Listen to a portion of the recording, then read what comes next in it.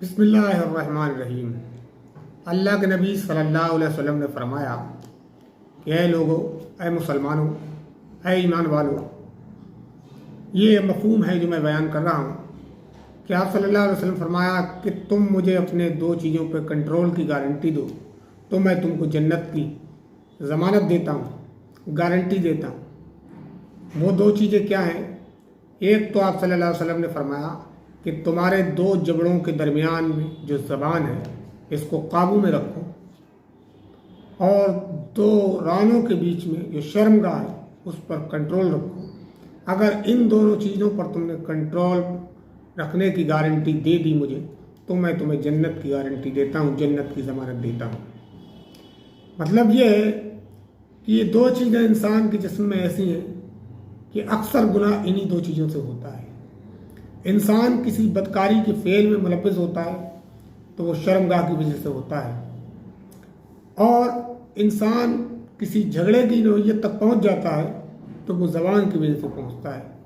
अल्लाह के रसूल सल्लल्लाहु अलैहि वसल्लम की एक हदीस है जिसका मफ़हूम है, किसी ने पूछा कि अल्लाह के रसूल सल्लल्लाहु अलैहि वसल्लम कि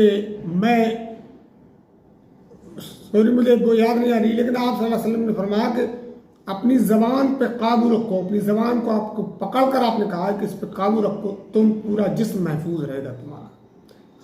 ज़बान को काबू में रखोगे तो खैर ही खैर है, क्योंकि किसी शायर ने कहा है कि तलवार से भी ज़्यादा गहरे ज़ख्म जो होते हैं वो ज़बान के होते हैं। ये ज़बान ही है जिससे इंसान दुश्मन को भी दोस्त बना लेता है, और ये ज़बान ही है जिससे दोस्त भी दुश्मन बन जाते हैं।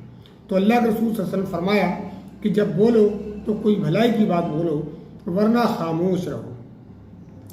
इसी तरीके से इंसान किसी बदकारी के फेल में मुलव्वस होता है, किसी गुनाह में मुलव्वस होता है, कोई ऐसा गुनाह कर बैठता है, ज़िना कर बैठता है, बदकारी कर बैठता है, तो वो शर्मगाह की वजह से बढ़ता है। तो आपने फरमाया कि इन दोनों चीज़ों पर आप काबू रखें तो इंशाअल्लाह तुम कामयाब हो जाओगे, और मैं तुम्हें जन्नत की बशारत देता हूँ, और ये सबसे बड़ी कामयाबी है। तो अल्लाह ताला से दुआ है कि अल्लाह ताला हमें नबी अकरम सल्लल्लाहु अलैहि वसल्लम की तालीमात पर गौर व फिक्र करने और इस पर अमल करने की तौफीक अता फरमाए। आमीन। वाखिर दावाना अनिल हम्दुलिल्लाहि रब्बिल आलमीन।